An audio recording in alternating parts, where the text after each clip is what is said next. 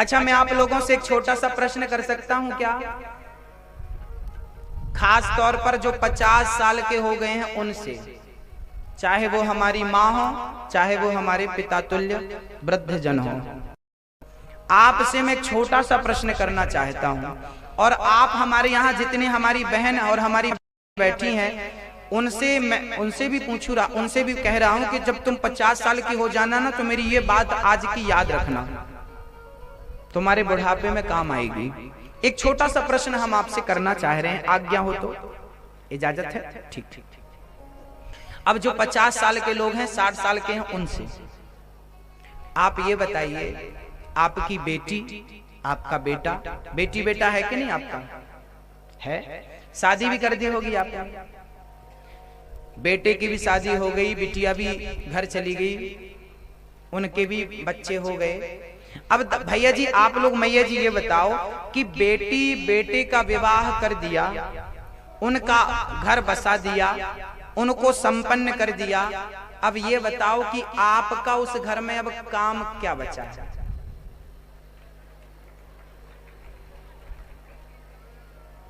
ये प्रश्न है मेरा। अब आपका क्या काम है? मरने का?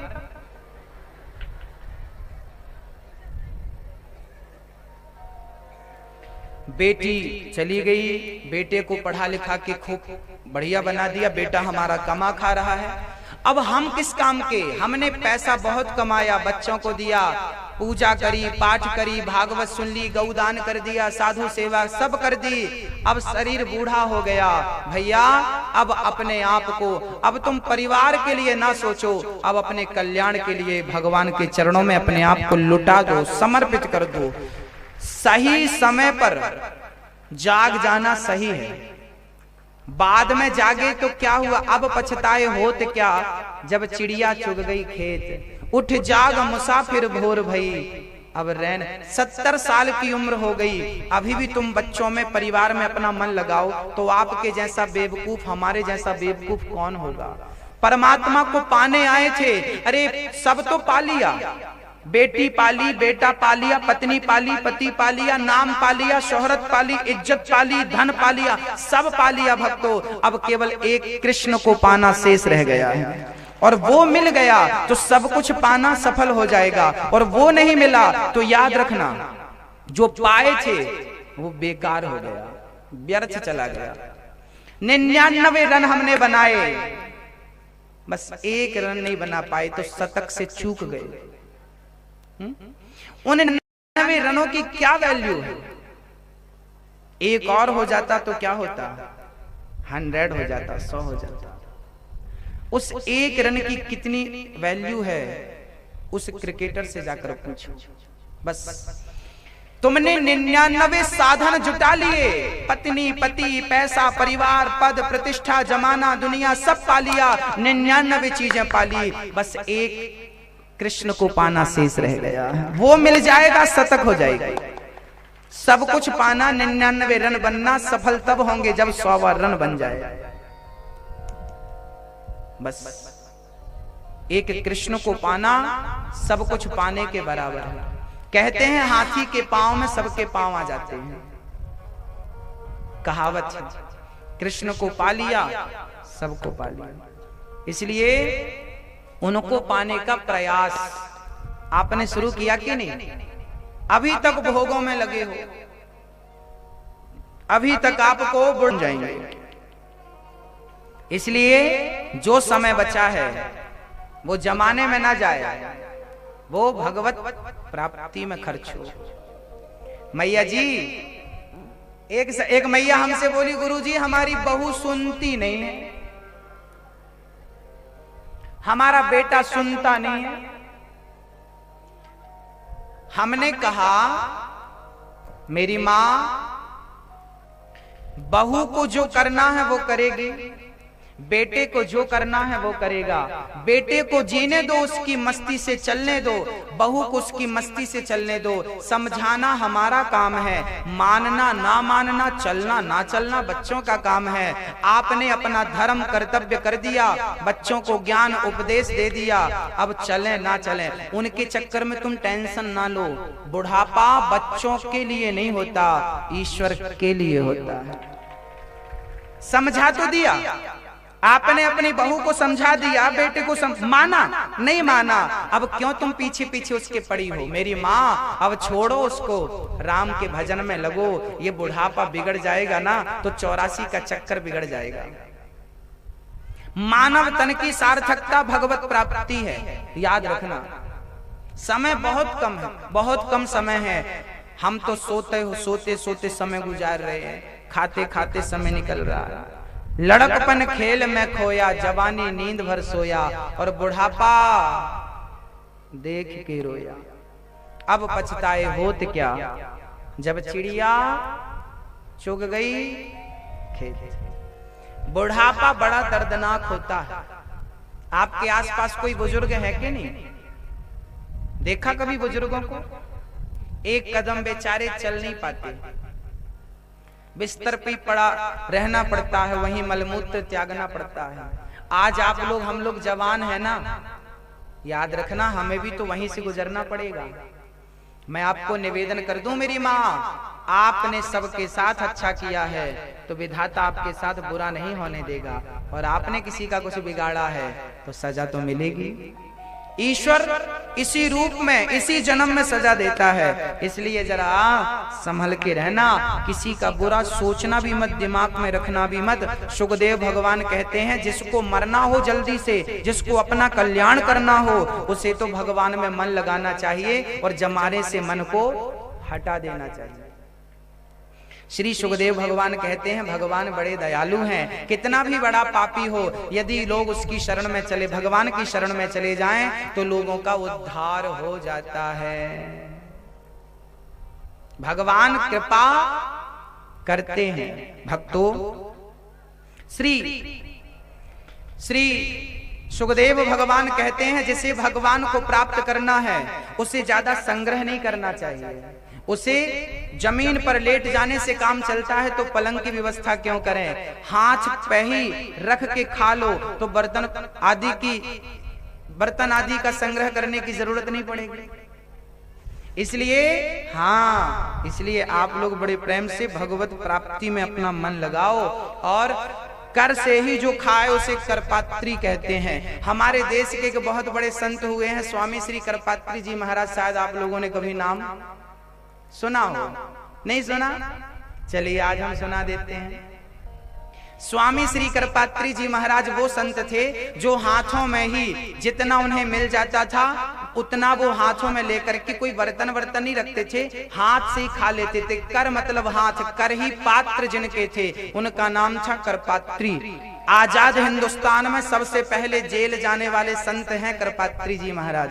स्वामी श्री करपात्री जी महाराज को पहले 15 अगस्त 1947 को हमारा देश आजाद हुआ था, और उस आजाद हिंदुस्तान में सबसे पहले जेल में यदि किसी को डाला गया था तो जेल में जाने वाले संत का नाम था स्वामी श्री करपात्री जी महाराज। तो अब प्रश्न ये खड़ा हुआ कि उन्होंने कोई अपराध किया होगा जिसके कारण उन्हें जेल में डाला गया? हाँ, उन्होंने अपराध किया था। उन्होंने क्या किया था? उन्होंने गौ हत्या बंद करने के लिए सरकार पर दबाव डाला था और कहा था कि आप जल्दी से गौ हत्या बंद कर दीजिए। जब गौ हत्या नहीं बंद हुई तो स्वामी श्री करपात्री जी को वर्तमान सरकार इंदिरा गांधी जी थी, उन्होंने जेल में डाल दिया। बात ऐसी है, कभी इतिहास के पन्ने उलटना तो आपको मिल जाएगा। स्वामी श्री करपात्री जी महाराज के पास इंदिरा गांधी जी एक बार गईं और इंदिरा गांधी जी ने हाथ जोड़ के कहा, स्वामी जी हमें चुनाव जिता दो, हमें इलेक्शन में जीतना है, प्रधानमंत्री बनना है। स्वामी श्री करपात्री जी ने कहा था कि मैं आपको चुनाव जिता दूंगा, लेकिन एक शर्त है, तुम्हें गौ हत्या बंद करनी पड़ेगी। यदि तुम कर सको तो मैं चुनाव में अपने जितने भगत गण हैं सबको मैं बोल देता हूं, तुम्हारे प्रचार में लग जाएंगे। और संत का, वो इतने तपस्वी संत थे कि उनका आशीर्वाद तो कभी मिथ्या हुआ ही नहीं। तो करपात्री जी ने, इंदिरा गांधी ने बोल दिया ठीक है आप गौ हत्या हम बंद करा देंगे, हम प्रधानमंत्री बनेंगे तो 15 दिन के अंदर गौ हत्या बंद करा देंगे। करपात्री जी विश्वास कर लिए और इंदिरा गांधी जी प्रधानमंत्री बन गई। पर प्रधानमंत्री बनने के 1 माह गुजर गए, 2 माह गुजर गए, 3, 6 माह तक स्वामी श्री करपात्री जी ने इंतजार किया। जब उनसे रहा नहीं गया तो स्वामी श्री करपात्री जी महाराज ने 500 गाय और 1000 साधु, 1000 साधु और 500 गाय, बहुत सारे साधु और गाय को लेकर के संसद भवन का घेराव करने के लिए स्वामी श्री करपात्री जी चले। और संसद भवन का जब घेराव करने के लिए स्वामी करपात्री जी गए, इंदिरा गांधी को पता चला कि बाबा जी आ गए हैं और हमारी तो लुटिया डूब जाएगी। तो इंदिरा गांधी ने संसद भवन पहुंचने के पहले संतों पर और गायों पर गोली चलवा दी। 100-200 से ज्यादा गाय मरी थी और करीब 400-500 साधु मरे थे। इंदिरा गांधी ने करपात्री जी को उठाकर जेल में डाल दिया था। तब करपात्री जी ने श्राप दिया था इंदिरा गांधी को, तुमने गाय की हत्या करवाई, साधुओं की हत्या करवाई, जाओ मैं तुम्हें श्राप देता हूं, तुम्हारा अब विनाश हो जाएगा। और याद रखना भक्तों, जिस दिन गायों पर गोली चलवाई थी वो दिन गोपाष्टमी का था। गोपाष्टमी का टाइम था। और याद रखना, संत ने जब श्राप दिया कि तुम्हारा सर्वनाश हो जाएगा, तो जिस दिन इंदिरा गांधी मरी थी उस दिन भी गोपाष्टमी था। जिस दिन संत देवरहा बाबा को भी आपने सुना होगा, ये सारे पावरफुल संत थे। राजनीति से ये संत दूर रहा करते थे, आज्ञा दिया करते थे ये कर लो ये कर लो, नहीं होता था। चलिए, जो कर को ही पात्र समझे उसे करपात्री कहते हैं, ऐसे स्वामी श्री करपात्री जी महाराज। इसलिए भजन करने वाले को अधिक संग्रह नहीं करना चाहिए, भजन करने वाले को तो राम के भरोसे रहना चाहिए। बस सीताराम सीताराम सीताराम कहिए और जाहि विधि राखे राम ताहि विधि रही।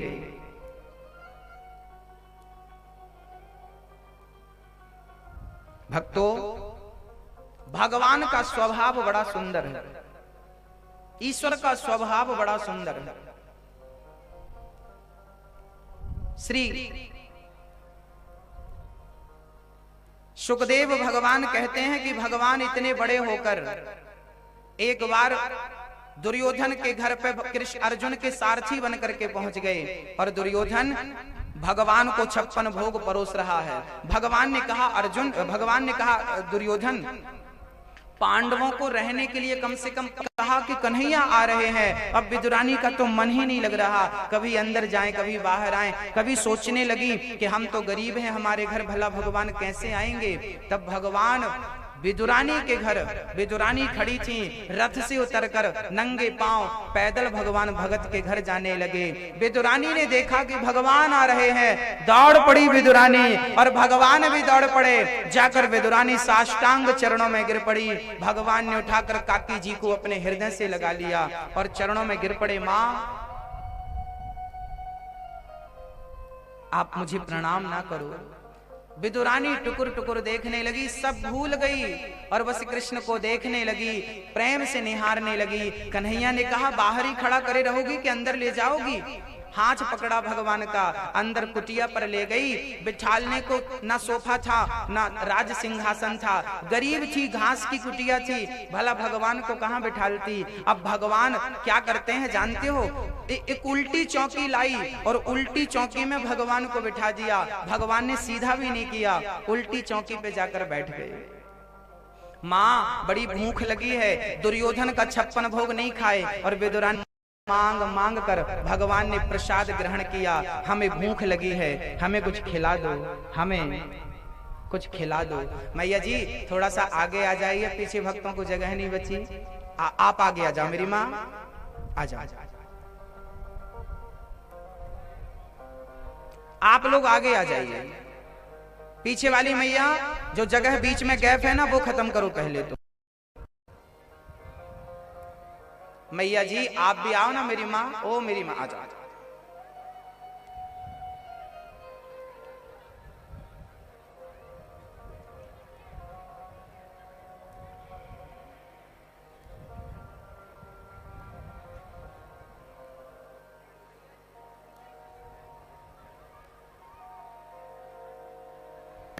आइए आगे आ जाइए। हुआ क्या, विदुरानी जल्दी से गई और विदुरानी ने जाकर के बढ़िया पके पके केले तोड़ कर ले आई और केले ला ला करके भगवान के पास बैठ गई और छिलका छीलती गई। अच्छा, विदुरानी इतनी भाव विभोर हो गई थी कृष्ण को देख करके, भूल गई थी कि मैं क्या कर रही हूँ, अच्छा कर रही हूँ कि बुरा कर रही हूँ। छिलका छीलती जाती और फल को छिलका समझकर फेंकती जाती और छिलका को फल समझकर भगवान को देती जाती। और है मेरे भगवान, मेरे कन्हैया कि विदुरानी के छिलकों का भोग लगाते जाते, छिलकों का भोग लगाते जाते। अब देखो मेरी माँ, भगवान का स्वभाव कैसा स्वभाव है।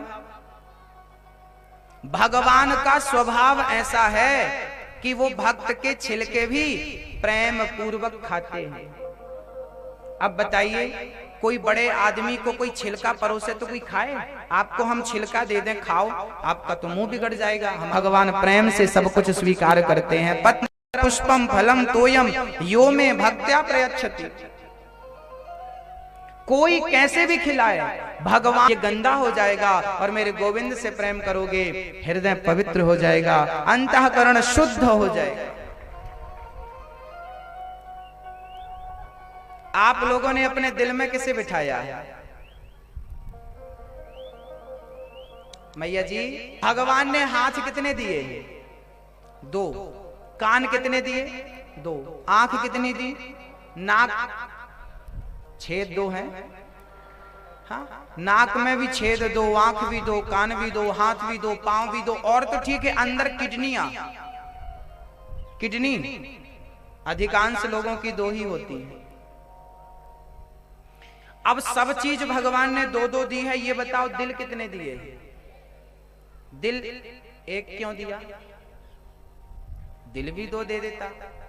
जब सब चीज 2 दे सकता था तो उसको दिल देने में क्या प्रॉब्लम थी? जानते हो क्यों नहीं दिया? अच्छा, मैं इसका पहले अर्थ समझाऊं आपको कि इन 2-2 भगवान ने हर चीज 2 क्यों दी है। काम तो 1 से भी हो सकता था। कारण क्या था सुनिएगा मैया जी। भगवान ने 2 आंखें इसलिए दी हैं कि एक आंख से तुम दुनिया को देखो, परिवार को देखो, एक आंख तो भगवान के चरणों में ही लगी रहे, एक आंख सदा भगवान के लिए रहे, एक आंख संसार के लिए रहे। कान 2 दिए हैं, एक कान से दुनिया वालों की बातें सुनो, दुनिया के लिए कान लगाओ, दूसरे कान को भगवान की कथा में लगा के रखना, सदा कथा सुने। हाथ 2 दिए हैं, एक हाथ से पत्नी, बच्चे, परिवार, माता पिता की सेवा करना और दूसरे हाथ से संतों की, गुरुओं की और ठाकुर जी की, मेरे गोपाल की सेवा करना। ये 2 हाथ दिए। 2 पांव दिए, एक पांव से संसार का काम करना चल करके, दूसरा पांव सत्संग के लिए, तीर्थ यात्रा के लिए सदा खाली रहे, हमेशा तीर्थ यात्रा सत्संग के लिए, पांव आपका धर्म कर्म के लिए, पांव आपका आगे बढ़ता रहे। अब हर चीज 2-2 दी है तो केवल इसलिए कि एक तुम संसार में लगाओ, एक हमारे लिए सेपरेट रखो, और दिल 1 दिया है। अब दिल 1 दिया है तो अब दिल में किसको बिठाएं, दुनिया वालों को कि भगवान को? आप बताओ किसको बिठाना है? अब दिल भगवान ने दिया 1। अब भगवान से पूछा गया कि प्रभु आपने ये 1 क्यों दिया? ये भी आपको 2 देना था ना, ये भी आप 2 दे देते। हर चीज तो आपने 2-2 दी है, इसमें क्या प्रॉब्लम थी? 2 देना था। भगवान बोले ना, जो दिल है ना वो केवल भगवान कहते हैं। जो आपका दिल है, जो आपका हृदय है, उस हृदय में दुनिया को ना बिठाना। दुनिया के लोग बैठेंगे तो आपके हृदय को, दिल को गंदा कर देंगे। दिल तो केवल कृष्ण के लिए होना चाहिए। मेरा कन्हैया आपके दिल में बैठे, आपके मन मंदिर में बैठे, आपके हृदय में, आपके अंतःकरण में बैठे। अब प्रश्न ये खड़ा कि यदि दिल में भगवान को बिठा लोगे तो फिर पति को, पत्नी को, बच्चों को, परिवार को कहां बिठाओगे? तो परिवार को कहां बिठाना है वो सुन लो। आपके पास दिल के सिवा और भी कुछ भगवान ने दिया है और उसका नाम है दिमाग। दिमाग है कि नहीं आपके पास? कभी एक पत्नी ने पति से कहा, सुनो जरा देसी घी ले आना और 2 किलो गुड़ ले आना। पति गए और आए, पत्नी ने बोला गुड़ और घी कहाँ है? ओ आपकी बात दिमाग से निकल गई। कहां से निकल गई? कभी कभी बात दिमाग से निकल जाती है। याद रखना, जो दिमाग में होता है वो निकल जाता है, जो दिल में होता है वो कभी नहीं निकलता। तो दुनिया को, परिवार को दिमाग में रखो और गोविंद को दिल में रखो। दुनिया निकले तो निकले, पर मेरा कृष्ण ना निकले। तो दुनिया को, परिवार को दिमाग में रखना चाहिए। एक बहू मेरे पास आई, गुरुजी सास ने गाली दे दी। कहां लग गई? बोले दिल में लग गई। अब दिल में लग गई तो फिर वो निकलेगी कैसे? इसलिए जो गालियां हैं वो दिमाग में रखो, अपमान है दिमाग में रखो। दुनिया के हर चीज को, पत्नी को, पति को, बेटी को, बेटे को, सम्मान को, मित्र को, परिवार को दिमाग में रखो और मरने के पहले दिमाग को खाली कर देना, सब डिलीट कर देना। दिल में कृष्ण रहे तो गति सुधर जाएगी, नैया पार हो जाएगी। इसलिए कचरे को मत भर लेना अपने दिल में। दिल केवल कृष्ण के लिए, दिमाग दुनिया वालों के लिए। एक हाथ संसार के लिए, एक हाथ कृष्ण की सेवा के लिए। एक पांव संसार के लिए, दूसरे पांव तीर्थ यात्रा सत्संग के लिए। एक आंख दुनिया वालों को देखने के लिए, दूसरी आंख मेरे कृष्ण को देखने के लिए। हाँ, और ये जो वाणी है ना, ये जिह्वा एक है। तो ये जिह्वा एक है, इसका क्या करना है? तो इस जिह्वा से राम राम जपते रहो। दुनिया महत्वपूर्ण नहीं है, भगवान बहुत अच्छे हैं। आपके प्रेम को भगवान ही समझ सकते हैं। जब भगवान कृष्ण जा रहे थे गंगा के किनारे, तो केवट से नाव मांगी, भैया केवट जरा नाव लेकर आओ। आज केवट ने राम जी के पांव घिस घिस करके धोए हैं। याद रखना, राम जी के पांव केवल 2 लोग ही धुले हैं। पहले तो थे जनक, सीता के विवाह में आपने पांव धुले। राजा जनक ने राम के पांव धुले, और उसके बाद यदि राम के पांव किसी ने धुले हैं तो केवट ने धुले हैं। जो पुण्य, जो काम ब्रह्मा ना कर पाए, बड़े बड़े साधु संत भक्त ना कर पाए, भगवान कितना दयालु है कि वो काम एक छोटे से केवट को भगवान करने को देते हैं। और केवट भगवान के चरण धो करके अपने जीवन को कृतार्थ करता है। भगवान इतने दयालु हैं कि जो बड़े से बड़े भगत को नहीं देते, वो साधारण भगत को भगवान दे देते हैं, वो श्रेय दे देते हैं। अब देखिए ना, पुत्र का श्रेय भगवान ने किसे दिया? पिता का श्रेय भगवान ने किसे दिया? खुद के पिता दशरथ जी मर गए, राम जी अपने पिता के अंतिम संस्कार में नहीं पहुंचे, लेकिन जटायु जंगल में मरा, तो जटायु का अंतिम संस्कार खुद भगवान श्री राम ने किया। उनकी दयालुता का मैं वर्णन कर रहा हूं, उनके स्वभाव का। राम जी तो रावण को मार दिए, तो उनके पावर का तो आपको नॉलेज है कि वो कितने पावरफुल थे, लेकिन उनके स्वभाव का शायद आपको नॉलेज कम हो। मैं उनके स्वभाव की व्याख्या कर रहा हूं कि भगवान का स्वभाव ऐसा था कि जब जटायु के पंख रावण ने काटे, तो जटायु राम राम कहते हुए नीचे आए। अब जटायु जब नीचे आए तो किसी ने जटायु से कहा, जटायु अभी तक तो तेरे पंख थे, तो तू राम के पास जा सकता था, अब पंख नहीं है, अब तू कैसे जाएगा? जटायु ने कहा, जब तक पंख थे जिम्मेदारी मेरी थी, अब तो पंख ही नहीं है, अब तो जिम्मेदारी राम की है मेरे पास आने की। अभी तक मैं उनके पास जाने के काबिल था, पर अब तो पंख नहीं है ना, अब जिम्मेदारी, और उन्होंने निभाई। देखिए भगवान कितना सुंदर स्वभाव रखते हैं कि भक्त यदि उन्हें पुकार ले, और यदि वो चलने के योग्य नहीं है तो चलकर स्वयं पहुंच भी जाते हैं। अविरल भगति मांग बर गीध गयऊं हरिधाम, तेहि की क्रिया यथोचित निज कर कीन्ही राम। जटायु का अंतिम संस्कार भगवान श्री राम ने किया, खुद के पिता का नहीं किया, क्योंकि राम के असली पिता जटायु जी हैं। जब राम जी का जन्म हुआ था ना, तो एक बार क्या हुआ था, जटायु ने दशरथ जी की प्राणों की रक्षा करी थी। तो दशरथ जी ने कहा था, जटायु कुछ मांग लो। जटायु ने कहा था कि मैं जब समय आएगा तो मांगूंगा। जब राम का जन्म हुआ तब जटायु ने कहा कि मेरे कोई संतान नहीं है, आप अपना बड़ा पुत्र हमें दान कर दो। राम दशरथ जी बोले ठीक है। राम को उठाकर दशरथ जी ने दे दिया।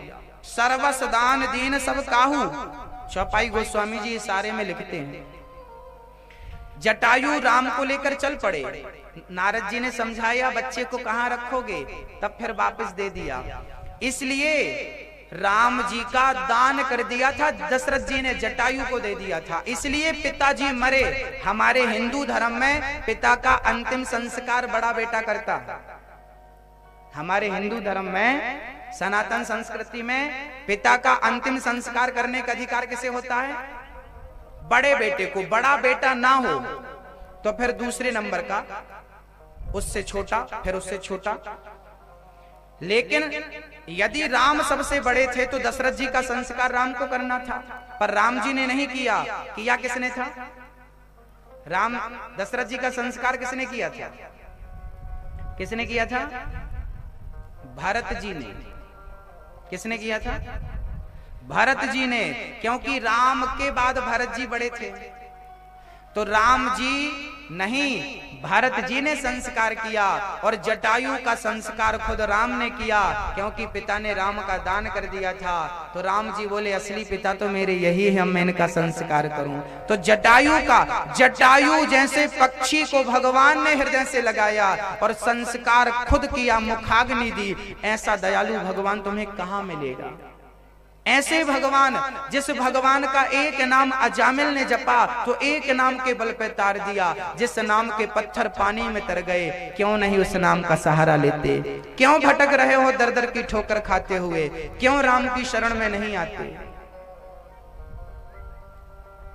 एक सज्जन हमसे बोले महाराज जी भगवान तो है ही नहीं। हमने कहा क्यों?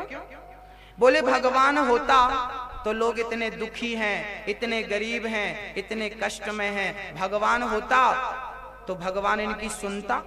इसका मतलब भगवान है ही नहीं। और संयोग से वो ना जाति का नाई था, सेविंग बनाने वाला, बाल काटने वाला। तो एक दिन मैं चला गया उसके पास सेविंग कराने, तो मेरे से फंसा लिया। महाराज जी भगवान तो है ही नहीं, लोग इतने गरीब हैं, ठोकर खा रहे हैं, ईश्वर तो है नहीं, मैं नहीं मानता। अब हमने उसको बहुत समझाया पर उसने समझा नहीं। तब हमने उस आदमी से कहा कि देखो भाई, नाई तो होता ही नहीं, नाई नहीं होता, सेविंग करने वाला तो होता ही नहीं। अरे महाराज हम तो हैं। हमने कहा यदि सेविंग करने वाला होता तो लोगों की इतनी बड़ी बड़ी दाढ़ी क्यों होती? देखो कुछ कुछ लोगों की बड़ी बड़ी दाढ़ी है, बाबाओं की तो बड़ी बड़ी दाढ़ियां। हमने कहा भगवान नाई होता तो ये बाबाओं की इतनी दाढ़ियां कैसे हो जाती? अरे भाई नाई तो है, पर ये बाबा आएंगे तब तो दाढ़ी बनाएंगे, आते ही नहीं। हमने कहा भैया हम भी तो यही समझा रहे थे कि नाई तो होता है, जो नाई के पास जाएगा उसकी सेविंग होगी। ऐसे ही भगवान तो होता है, जो उसके दर पे जाता है भगवान उसकी ही सुनता है, उसका ही कष्ट दूर करता। अब तुम जाओ नहीं, बस चिल्लाते रहो तो क्या होगा? तुम क्या उनकी शरण में गए? क्या तुमने शरणागति स्वीकार करी? अच्छा भगवान के मंदिर में कैसे जाना चाहिए? कैसे जाना चाहिए बताओ? आप कभी मंदिर गए कि नहीं? गए कि नहीं? आप कभी मंदिर गए? एक बार हम कह रहे हैं तो ऐसे मंदिर जाना। ये क्या है? ये तिनका। ये क्या है? इस तिनके को ना अपने मुंह में दबाओ ऐसे,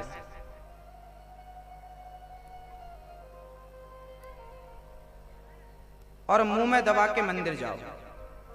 क्या होगा? भगवान के पास जब जाओ तो मुंह में तिनका दबा कर जाओ, हे प्रभु मैं तेरे दर पे आया हूं। भगवान बोले कैसे आया है, क्यों आया है? मैं कहूं प्रभु मैं नहीं आया, देखो ये जो तिनका है ना, इस तिनके से भी तिनका तेरे चरणों में पड़ा हुआ है। यदि ईश्वर को पाना चाहते हो तो इस तिनके की तरह आपको बनना पड़ेगा। मतलब अपने अस्तित्व को, अपने आप को मिटाना पड़ेगा और भगवान का होना पड़ेगा। तुम अहंकार लेकर भगवान के पास जाओगे तो कैसे पाओगे? फिर तो तुम्हें मंदिर में पत्थर ही नजर आएगा। और जिस दिन तिनका बनकर जाओगे उस दिन तुम परमात्मा को प्राप्त कर लोगे। हम लोग अहंकार लेकर जाते हैं, बाबूजी बनकर जाते हैं, फलाने जी बनकर जाते हैं। अरे ठाकुर के दरबार पे जाओ तो कुछ बनकर नहीं जाओ, उसके होकर जाओ। और हम तो कहते हैं इस तिनके की तरह भगवान के चरणों में गिर पड़ो और तिनका, प्रभु मैं तेरे चरणों में पड़ा हुआ तिनका हूं, अब तू चाहे तो पार लगा दे, तू चाहे तो डुबा दे। अब तेरे हवाले मेरी गाड़ी, तू जाने तेरा। मैं देवास से जब इंदौर आया तो रास्ते में लिखा था इंदौर 20 किलोमीटर, और आगे आया तो लिखा था इंदौर 10 किलोमीटर। अब जहां 10 लिखा था क्या वहां इंदौर था? कहो। आगे आया तो लिखा इंदौर 2 किलोमीटर। अब जहां 2 लिखा था वहां इंदौर था। आगे आया लिखा था इंदौर 1 किलोमीटर। अब जहां 1 था वहां इंदौर था नहीं। और आगे आया तो लिखा था इंदौर और नीचे लिखा था 0, 0। और जहां 0 था, जहां कुछ नहीं था, वहीं तो सब कुछ था।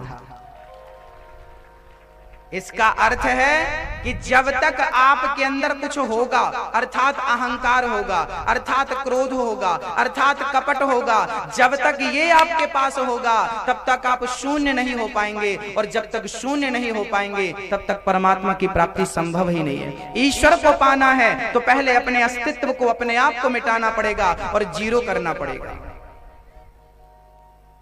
क्या करना पड़ेगा? शून्य करना पड़ेगा। राम नाम एक अंक है, बाकी साधन शून।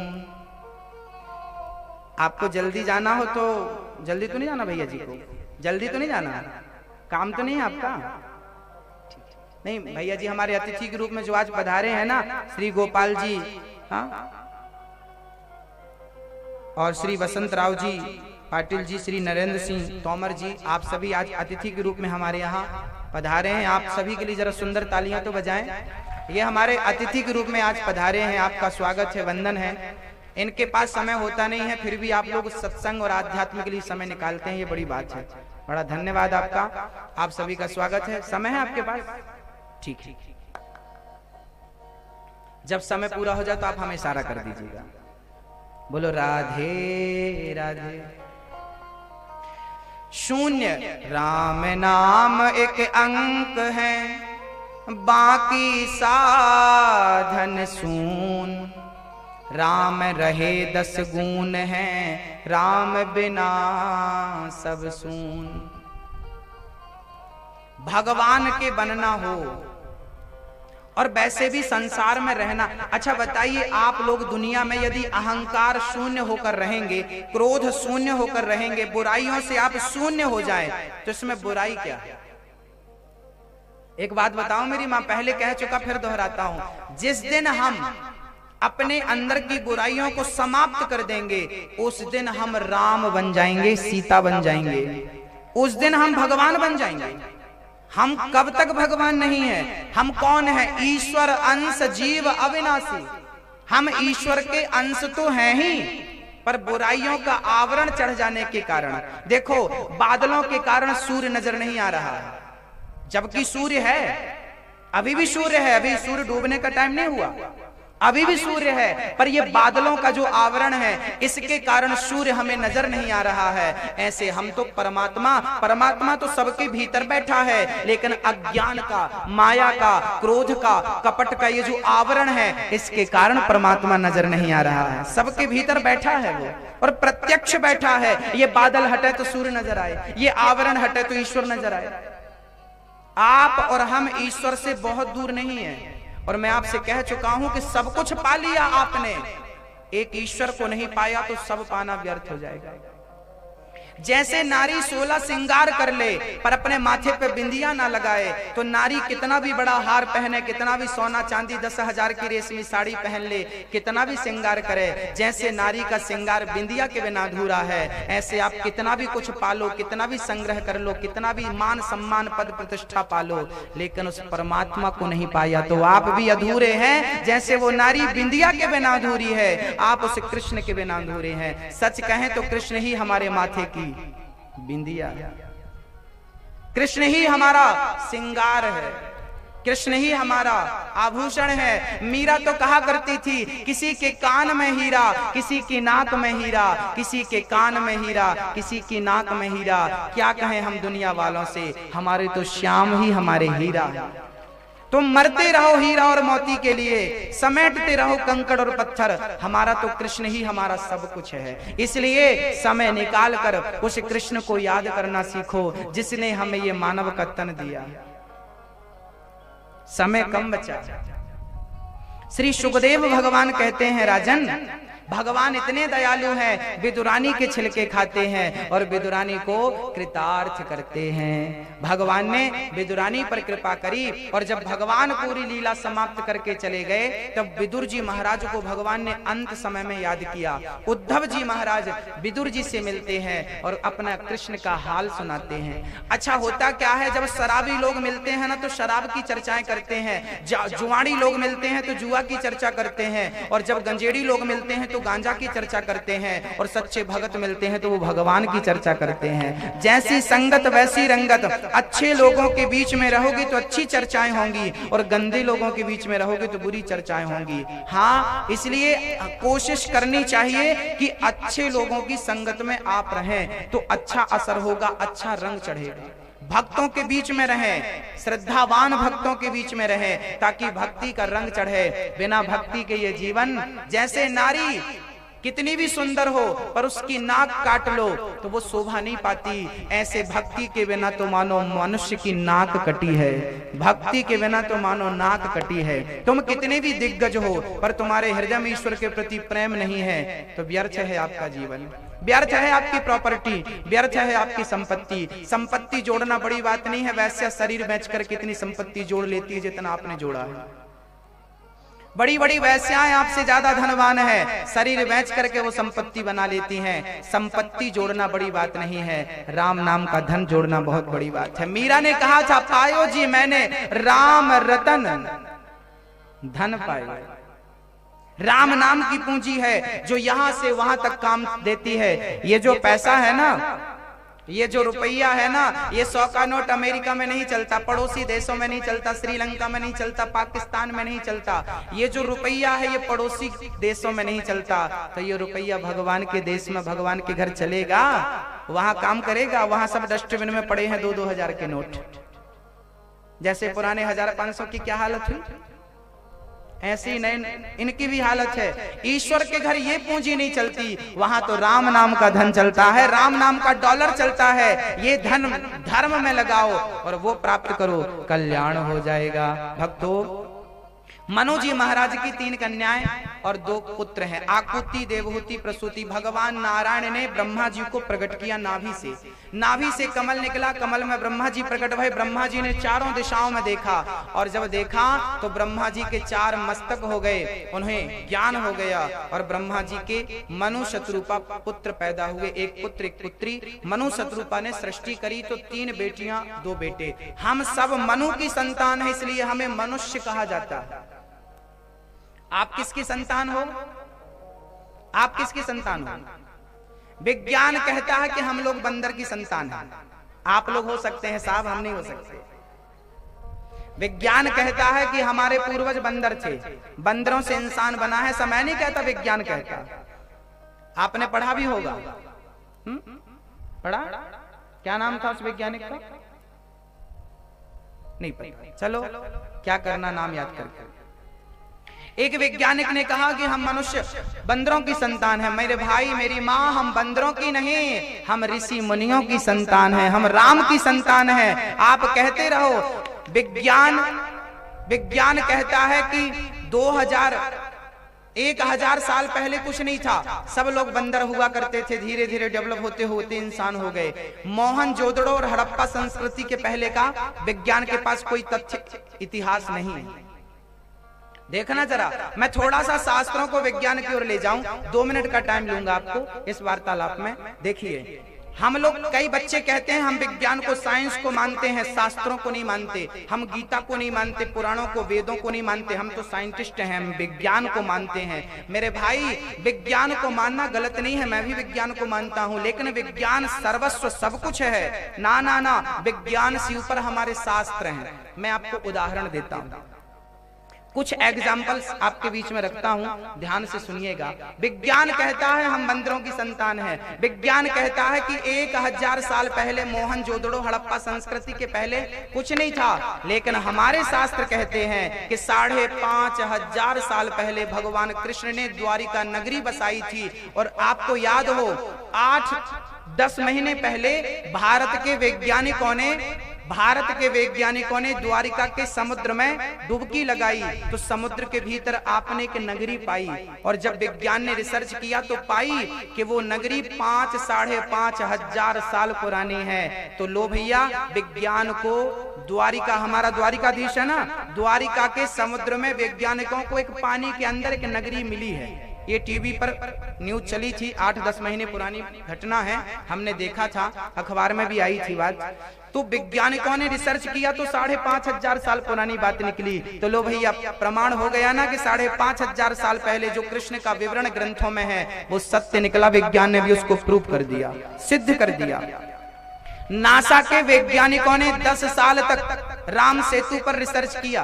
राम सेतु, जिसका पत्थर पानी पे तैरता है, राम सेतु का नाम सुना होगा, जिसका पत्थर पानी में तैरता है, उस पर 10 सालों तक नासा के वैज्ञानिकों ने रिसर्च किया और पाया।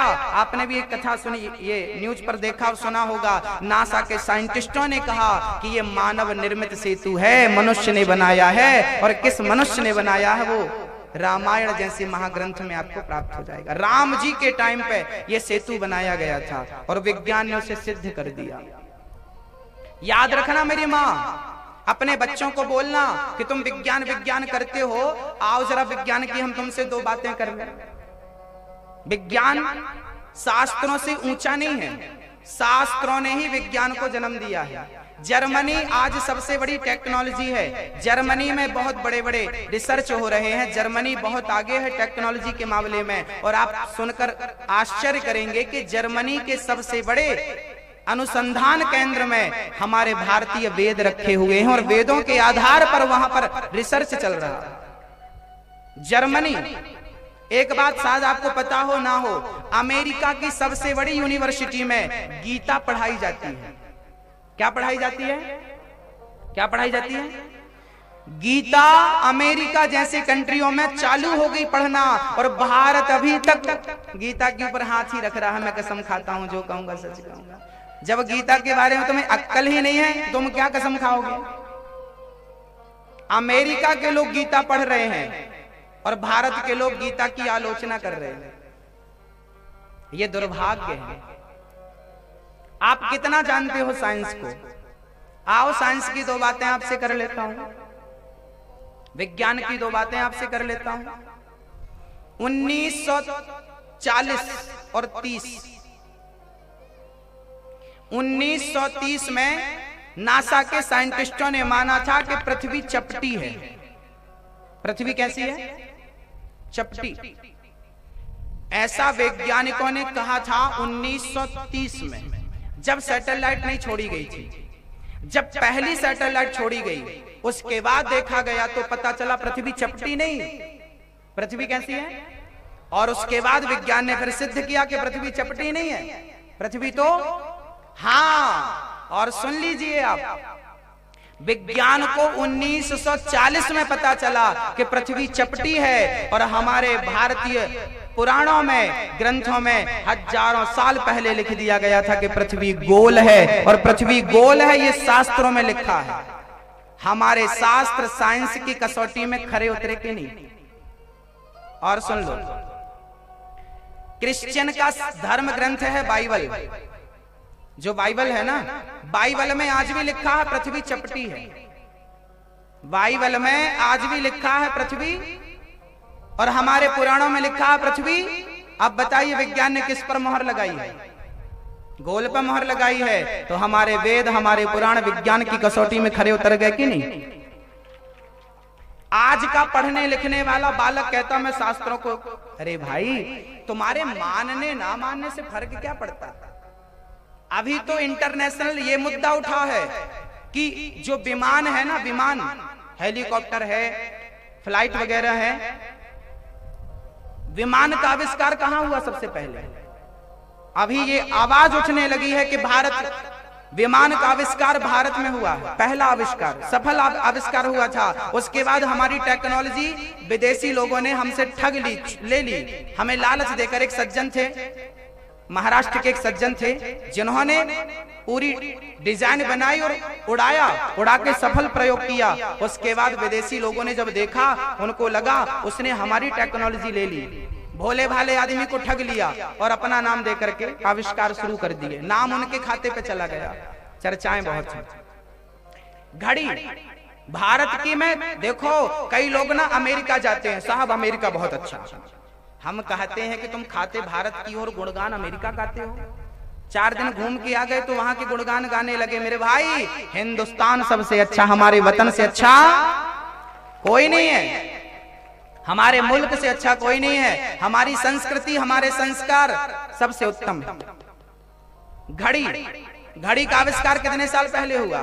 घड़ी का आविष्कार 400 साल पहले हुआ, जबकि भारत में घड़ी 1400 साल पहले बनकर तैयार हो गई थी।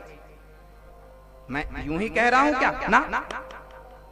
उड़ीसा भारत का एक राज्य है, उड़ीसा। उड़ीसा में एक मंदिर है जगन्नाथ भगवान का। जगन्नाथ भगवान के मंदिर के 50 किलोमीटर आप जाएंगे तो कोणार्क मंदिर है। 10 रुपए के नोट में मोदी जी ने वो छपवाया भी है। 10 रुपए का नोट आपके पास नया वाला हो तो देख सकते हैं। कोणार्क मंदिर का एक चित्र बना है, गोल आकार, एक गोल सर्कल बना हुआ है गाड़ी के पहिए जैसा, वो कोणार्क मंदिर का चित्र है। और चूंकि वो उस जमाने की घड़ी है, मैं कोणार्क मंदिर जाके आया हूं अभी जनवरी में, तो वहां पर 1400 साल पहले वो मंदिर बनाया गया था। उस टाइम पे सोचिए, वो पहिया आज भी वहां पर है, और वहां पर आप परछाई के द्वारा आज भी एक एक सेकंड आपको वो पहिया बताता है, इतने बज के इतने मिनट इतने सेकंड हो गए। आपको यकीन ना हो तो जाके देख सकते हैं, यूट्यूब पे सर्च करिए, मिल जाएगा। तो भारत का विज्ञान कितने आगे था तब कि पहियों पर घड़ी का आविष्कार करके चला गया। उसी के बाद घड़ी बनाने वाले ने पहले आकर यहां रिसर्च किया और उसके बाद ये आविष्कार उसने कर दिया, नाम उसका हो गया। हम भारत के लोग कम नहीं थे, कम नहीं है। हमने अपने आप को भुला दिया। हम कौन है हम भूल गए। हम अपने आप को भेड़ियों की तरह ढालने लगे तो हम भेड़ बन गए। शेर के बच्चे थे, भेड़ों के साथ रहते रहते सब भेड़ होते जा रहे हैं। हाँ, हम कौन? ईश्वर की संतान है, ईश्वर की संतान। एक शेर का बच्चा भेड़ियों में जाकर मिल गया। अब वो भेड़ियों के साथ रहता, खाता, खेलता। अब उसने भी सोचा मैं भी भेड़ ही हूँ। अब वो उनको ही अपना परिवार समझने लगा। एक दिन शेर आया और शेर ने दहाड़ लगाई तो भेड़िया भागे, शेर भी भागने लगा। शेर ने कहा, ए यहाँ आ, तू कहाँ जा रहा है? शेर बोला, मैं भी, ये हमारे रिश्तेदार हैं, हम इनके साथ जाएंगे। शेर बोला, तू उनका रिश्तेदार नहीं है, तू हमारा रिश्तेदार है। तेरे पूर्वज हम हैं, तेरे बाप दादे हम हैं, तू भेड़ियों के साथ शेर होके क्यों घूम रहा है? शेर बोला, मैं बचपन में बिछड़ गया था, भेड़ियों के झुंड में आ गया था, मैं इनको ही अपना माई बाप समझ लिया और इनके साथ ही चल पड़ा। लो भैया, हमारी भी यही हालत है। हम सब ईश्वर की संतान है, परमात्मा की संतान है, भेड़ों के साथ रह रह के अपने आप को भेड़िया समझ रहे हैं। हम किसकी संतान थे? सत्संग करोगे तो पता चलेगा कि मैं कौन हूँ। अहम ब्रह्मास्मि। आप वो हो जो इंसान ईश्वर को प्राप्त कर सकता है। ईश्वर को प्राप्त करने की सामर्थ्यता केवल मनुष्य के अंदर है। ना तो कुत्ता, ना तो बिल्ली, ना तो पशु, ना तो पक्षी, कोई ईश्वर को नहीं पा सकता इस कलयुग में मनुष्य के सिवा। आप वो मनुष्य हैं जो परमात्मा को लाकर अपने सामने खड़ा कर सकते हैं, लेकिन आप दर दर की ठोकर खा रहे हैं।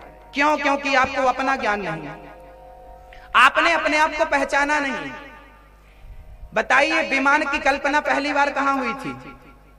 विमान जैसा कुछ होता है इसकी कल्पना पहले भारत में हुई थी कि नहीं? रावण के पास पुष्पक विमान था, सुना होगा आपने अपने बाप दादों से। हमारे गुरुओं ने जब हमें कहा कि सुनो, रावण के पास पुष्पक विमान था, वो उड़ता था, तो लोग हंसते थे, कैसे उड़ सकता है विमान, कैसे कोई हवा में उड़ सकता। लोग ना उसे गंभीरता से नहीं लेते थे।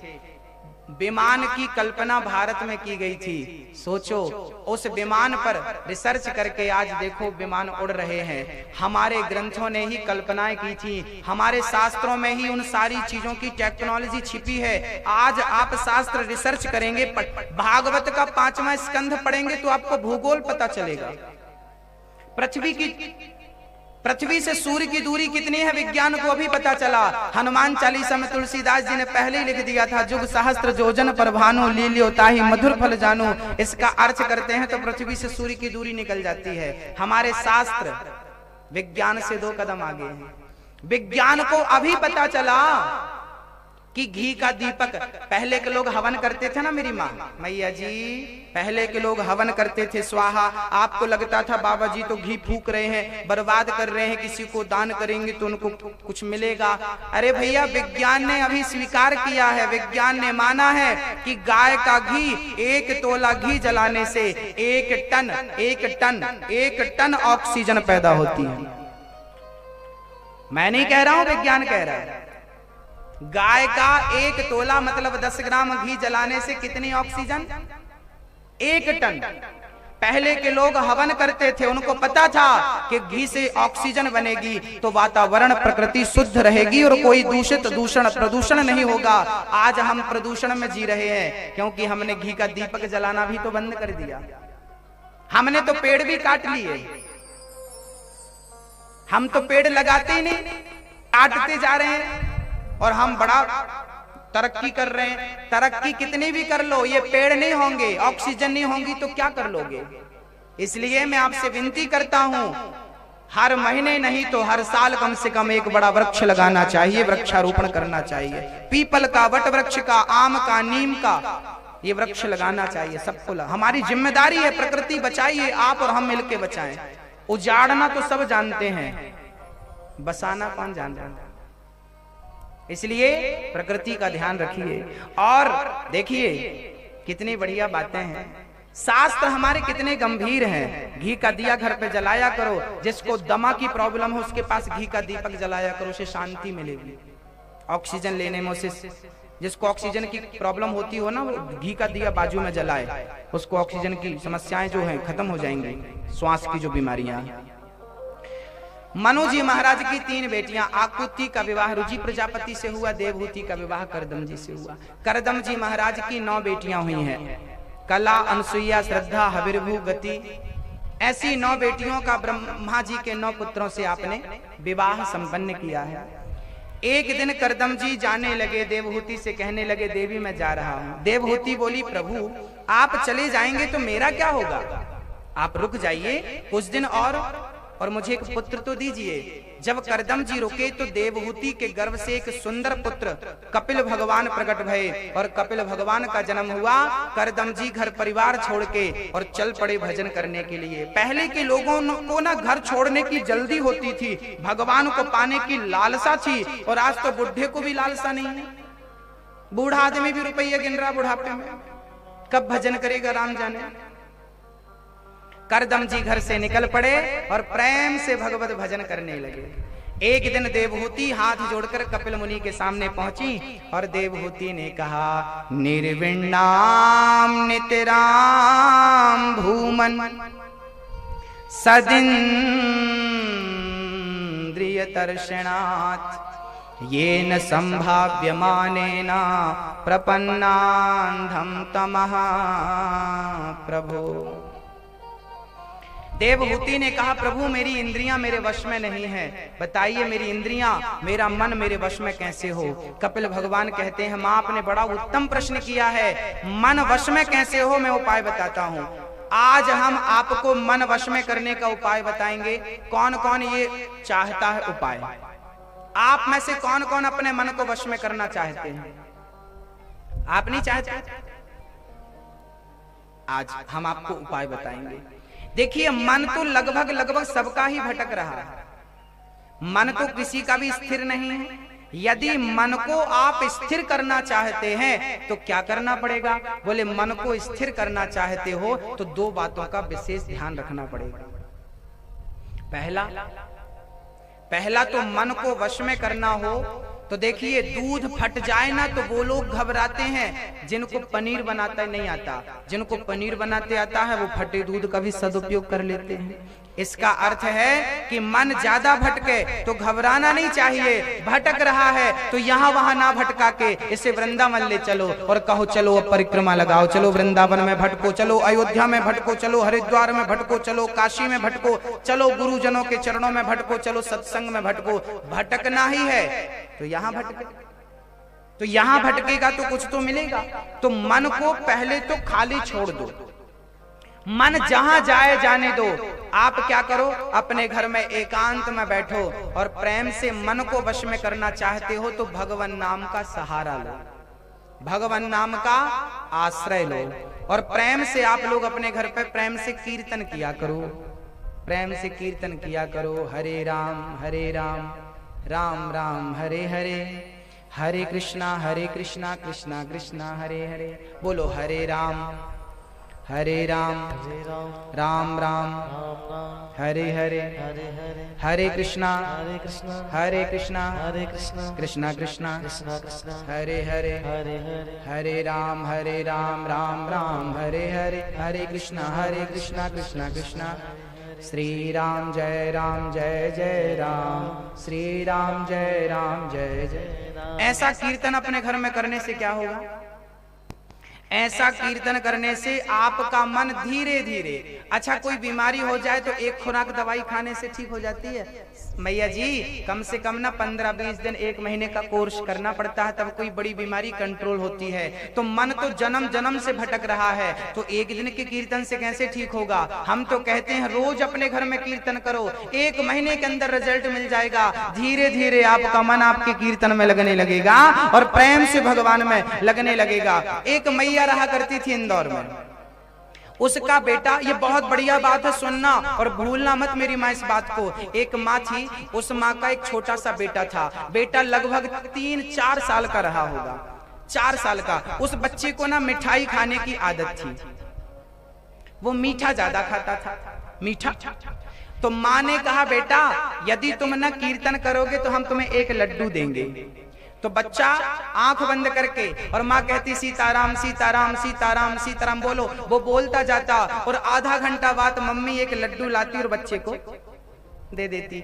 अब बच्चा बड़ा खुश होता कि लो हमें तो एक लड्डू मिल गया। अब दूसरे दिन फिर वो अपने से बैठ गया कि हम कीर्तन करेंगे तो मम्मी लड्डू देगी। अब वो रोज कीर्तन करता और आधा घंटा से आज मम्मी 5 मिनट और बढ़ाई और वो कीर्तन करता रहा। मम्मी ने आज फिर लड्डू ला के दे दिया। ऐसे करते करते महीनों, फिर वर्ष, सालों बीत गए।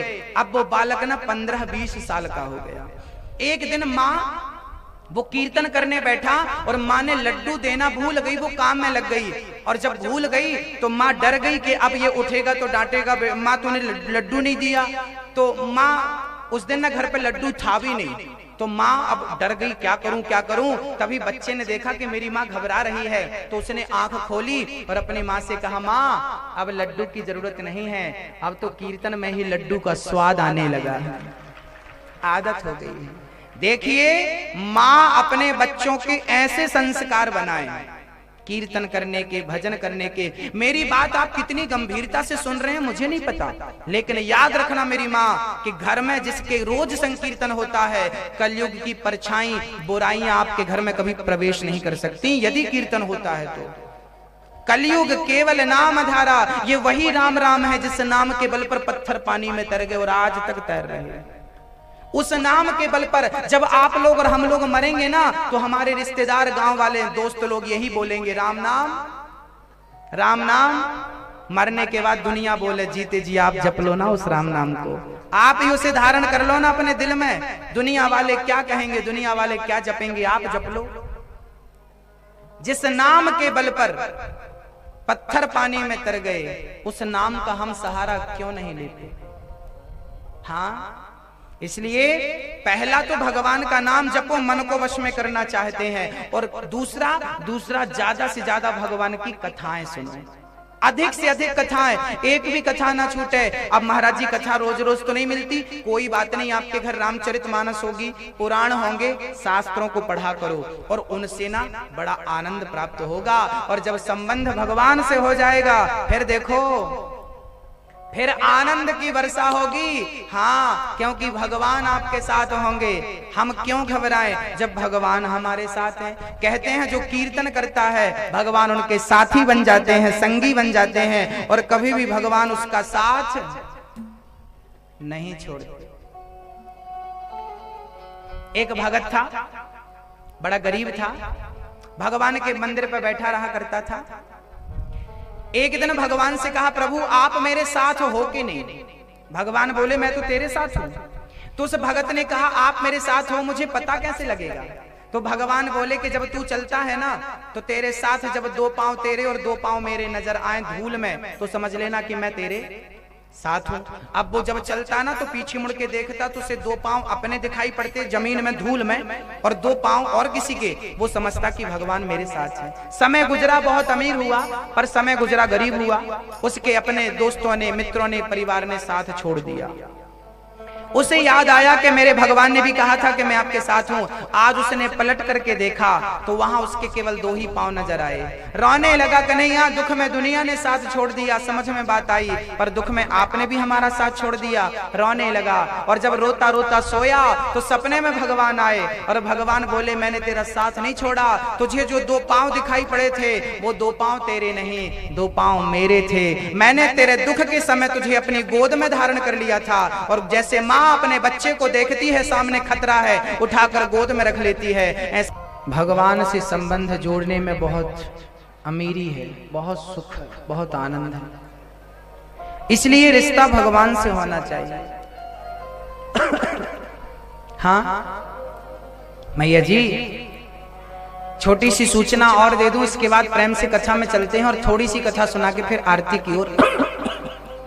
जैसा कि हमने आपको कल कहा था कि यहां पर एक गरीब परिवार की बेटी का 27 तारीख को यहां पर एक गरीब परिवार की बेटी का विवाह है। वो आपकी और हमारी बेटी है, हम सभी को सेवा करनी है।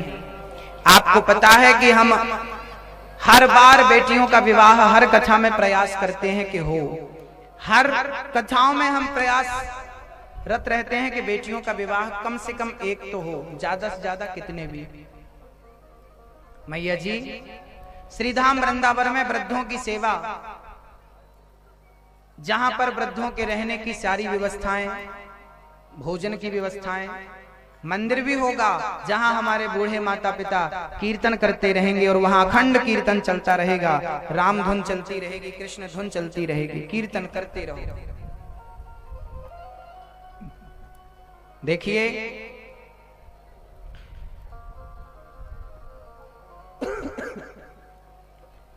हमें ईश्वर ने जिस योग्य बनाया है, हमें उस प्रकार की सेवाएं करनी चाहिए। जब राम जी ने सेतु का निर्माण किया, जब सेतु बनने लगा, तो उस सेतु के निर्माण में कि गिलहरी की भी अहम भूमिका थी। एक गिलहरी थी, वो गिलहरी जब देखती कि राम सेतु बन रहा है, तो वो गिलहरी क्या करती कि वो समुद्र के पानी में पहले तो अपने शरीर को गीला करती, उसके बाद वो बालू में जाकर लेटती, लपेटती अपने शरीर पर, और बालू जाकर के वो सेतु पर झड़ा देती। राम जी की नजर पड़ी, राम जी बोले, ए गिलहरी क्या कर रही हो। गिलहरी बोली, राम जी देख नहीं रहे हो, मैं आपके लिए सेतु बना रही हूं। अब बताइए गिलहरी की इतनी औकात है कि वो सेतु बना सके। हमारी हैसियत कितनी है ये महत्वपूर्ण नहीं है, हमारी औकात कितनी है ये बात महत्व नहीं रखती, हमारी श्रद्धा कितनी है बस ये बात बहुत महत्व रखती है, हमारी आस्था कितनी है। हम क्या कर सकते हैं और क्या नहीं कर सकते वो तो अलग विषय है, पर करने का भाव कितना है। उस गिलहरी का भाव था कि मैं राम के लिए पत्थर नहीं ला सकती, पर इन पत्थरों में रेत डालूंगी तो फिर राम के पांव में ये पत्थर चुभेंगे नहीं तो राम के पांव में छाले पड़ जाएंगे। तो गिलहरी को राम के चरणों की चिंता थी। वो गिलहरी उठा उठा के बालू के 2-4 कण जितने शरीर में आते और जाकर झड़ा देती। अब भैया राम तो राम है, रीझ गए, उस गिलहरी को उठाते हैं, पास में ले जाते हैं, उसके ऊपर हाथ फेरते हैं, बड़ा प्यार लुटाते हैं। भक्तों, मैं बहुत छोटा हूं उस गिलहरी की तरह। इतना बड़ा हमारा भारत देश है, मैं इतने बड़े भारत देश में किस किस की सेवा करने के लायक हूं, पहले तो ये बताओ। मैं तो तिनके से भी तिनका हूं, कह चुका हूं कि मेरी औकात उस तिनके से ज्यादा नहीं है। ये जो तिनका है ना, इस तिनके से अधिक मेरी हैसियत नहीं है। ये तिनका, ये इससे ज्यादा मेरी औकात नहीं है, इससे कम है। मैं कुछ नहीं कर सकता, मैं केवल राम का नाम जप सकता हूं, मैं केवल सोच सकता हूं। भक्त का सोचा हुआ तो भगवान पूरा करते ही हैं। आपको किसी को निमित्त बनाकर उस गिलहरी ने सोच लिया और राम के लिए वो बालू इकट्ठी करने लगी। भक्तों, ऐसे हमने भी गिलहरी बनकर सोचा है कि हम पूरे देश की सेवा तो नहीं कर सकते, पर देश में कुछ माताएं जो वृद्ध हैं, जो परेशान हैं अपनी संतान से, ऐसी माताओं का बेटा बनकर मैं कुछ सेवा कर सकता हूं, कुछ कर सकता हूं। तो बताइए, बिल्कुल ना करने से अच्छा कुछ करना ठीक है कि नहीं? हाँ या ना? हाँ, तो मैं वृद्धों की सेवा करूं कि ना करूं, आप बताओ। ये काम अच्छा है कि बुरा? अच्छा है। कौन कौन कह रहा है? आशीर्वाद दीजिएगा ताकि मैं ये काम करता रहूं और अपनी अंतिम सांस तक वृद्धों की और गरीब परिवार की बेटियों का विवाह करता रहूं, सेवा करता रहूं। सेवा करते करते मेरे प्राण छूटे, मैं यही प्रार्थना करता हूं गोविंद से। शरीर सेवा में जाए। तो भक्तों, इन वृद्धों के लिए वृंदावन में एक जगह तो ठाकुर जी ने दे दी है, अब उसमें निर्माण करना है। वो निर्माण के लिए आपका सहयोग चाहिए। यदि आप थोड़ा थोड़ा सहयोग भी करें, कर सकते हैं। अधिक से अधिक योग बनाया है ईश्वर ने तो अधिक से अधिक, कम से कम योग बनाया है तो एक ईंट कम से कम। और जिनको उस हमारी अपनी संस्था से जुड़ना है, गौ गौरी गोपाल सेवा संस्था है, आप इस संस्था से जुड़ सकते हैं और आप हमारे आजीवन सदस्य बन सकते हैं, आप हमारे ट्रस्टी बन सकते हैं। जो हमारी सदस्यता स्वीकार करेगा वो वृंदावन में आप कभी भी आइए, आपका रहना खाना सब फ्री है। आप वृद्धों की सेवा करिए, दर्शन करिए, वृंदावन का दर्शन करिए, जब मन करे आइए, जब मन करे जाइए। इसी बहाने आपका स्थान वृंदावन में हो जाएगा कि हमारा अपना स्थान है। कभी भी हम जाएंगे आधी रात को तो हमें वहां व्यवस्थाएं मिलेंगी।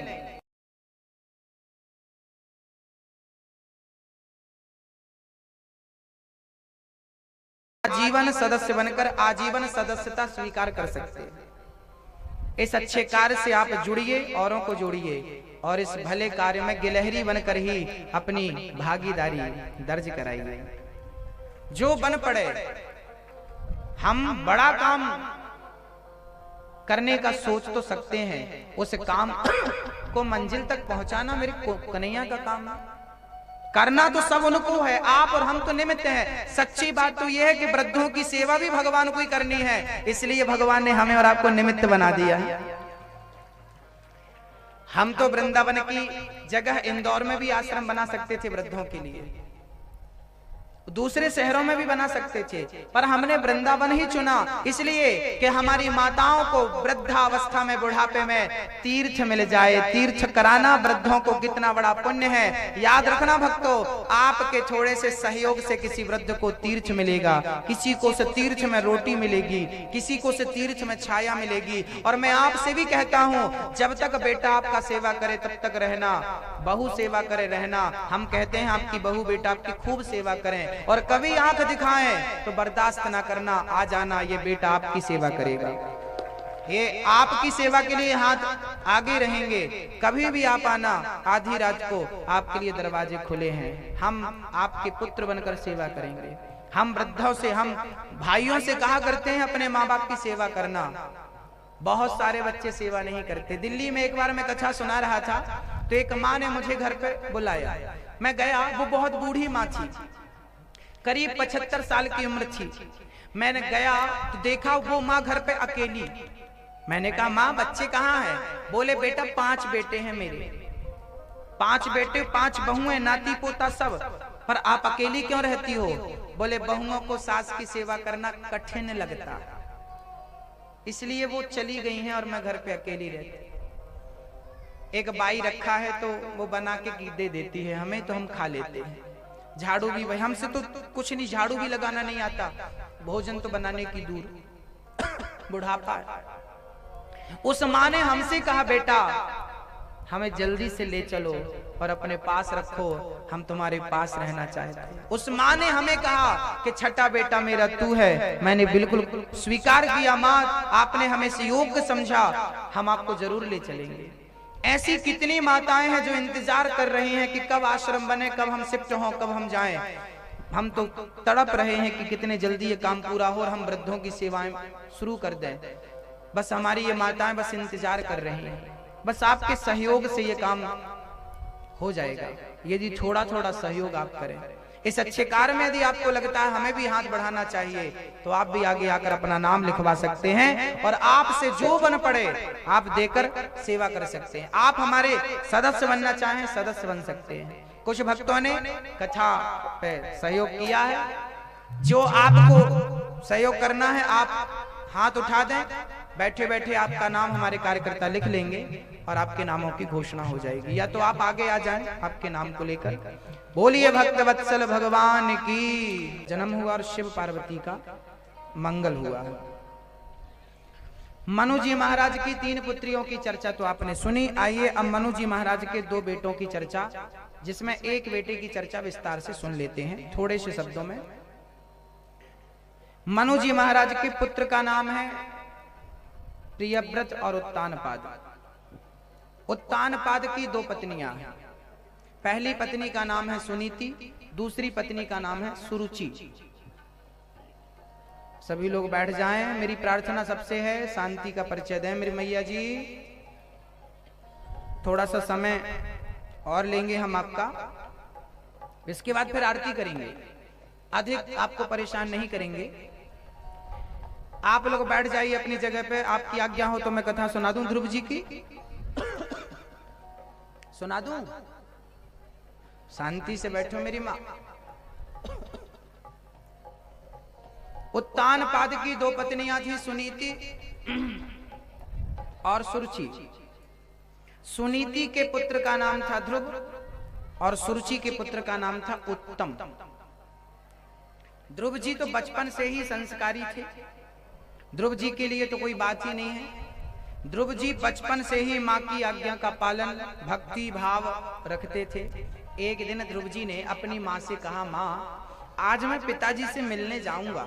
तो सुनीति के पति जो ध्रुव जी के पिता उत्तानपाद, एक दिन वो अपने राज सिंहासन पर बैठ करके और सुरुचि के बेटे को गोद में खिला रहे थे, प्यार कर रहे थे।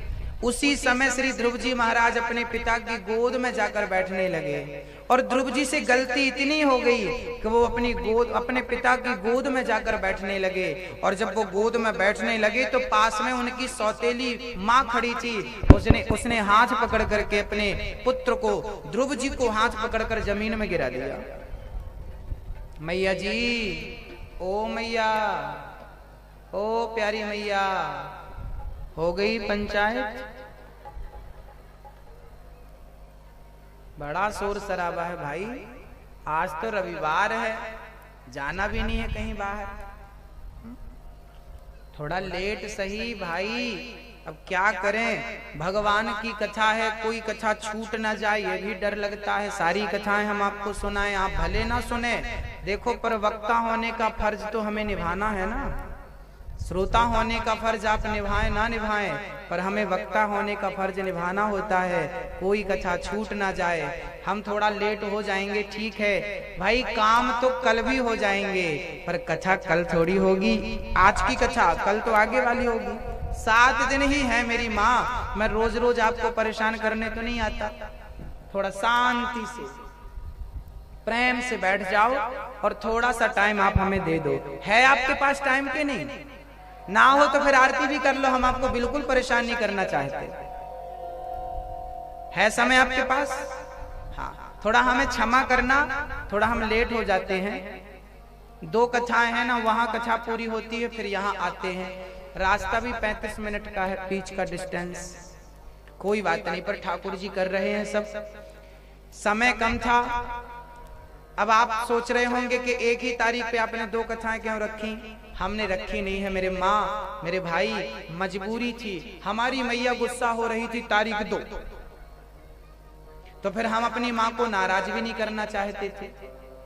और वहां भी वो ये माँ 4 साल से जब सत्संग हुआ था तब से मैया थी कि कथा हो कथा हो, और वहां भी कथा की तारीख देनी थी। समय था नहीं। 1 मार्च से कथा है आगरा के पास, वो 6-7 को खत्म हो रही है। 8 तारीख को कानपुर के पास, वो 14 को खत्म हो रही है। 15 को पीतमपुर में, वो 21 को खत्म हो रही है। 25 को बिहार में, उसके बाद फिर 25 को वो खत्म हो रही है मार्च को, 2 अप्रैल से दिल्ली में। मतलब रेगुलर मार्च अप्रैल और मई रेगुलर है। ठाकुर जी की सेवा है, एक दिन का भी बीच में गैप नहीं है। कथाएं निरंतर हैं। 7 दिन क्या होते हैं कोई हमसे पूछे?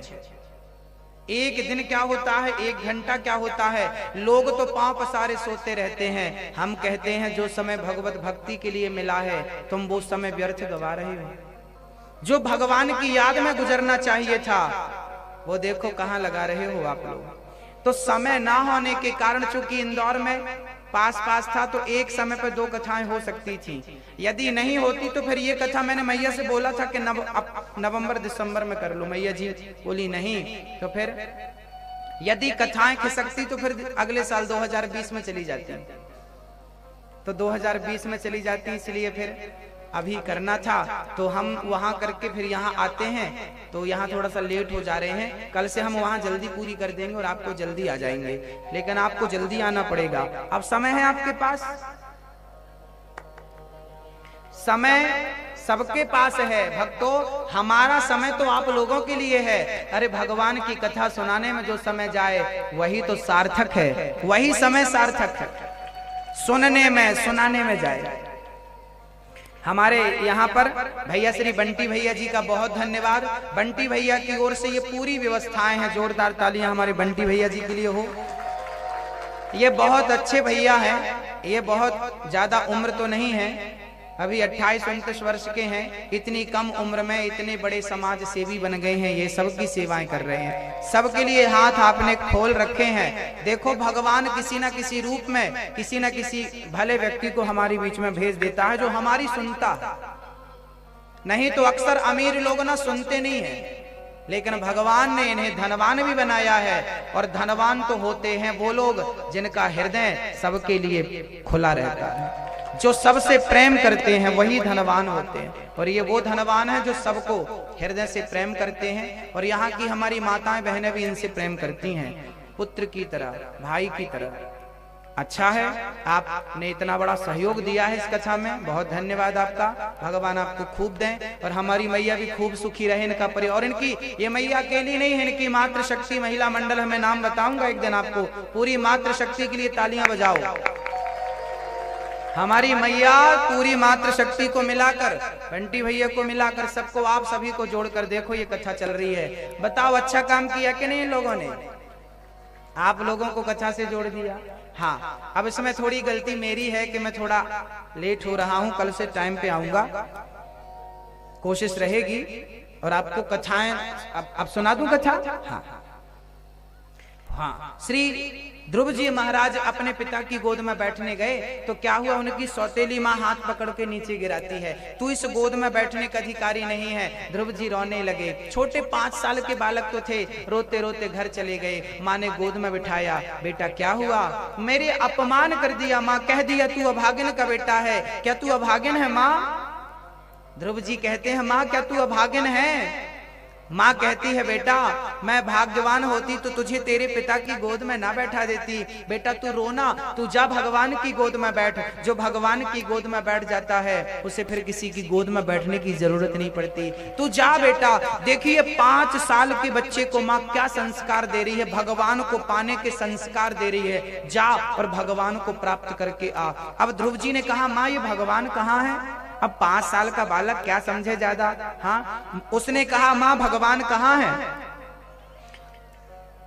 एक बार यही प्रश्न ना स्वामी विवेकानंद जी से किसी ने, शिकागो में आप प्रवचन करने गए, विवेकानंद जी वो उतरे मंच से, तो उनसे किसी ने कहा, स्वामी जी ये भगवान कहाँ है, तुम्हारा भगवान कहाँ है, और है तो हमें नजर क्यों नहीं आता? स्वामी विवेकानंद जी ने कहा, भैया जी जरा हमें गिलास भर दूध पिलाओ। सामने वाला कटोरा भर के दूध ले आया। स्वामी जी उस दूध में उंगलियां घुमाने लगे।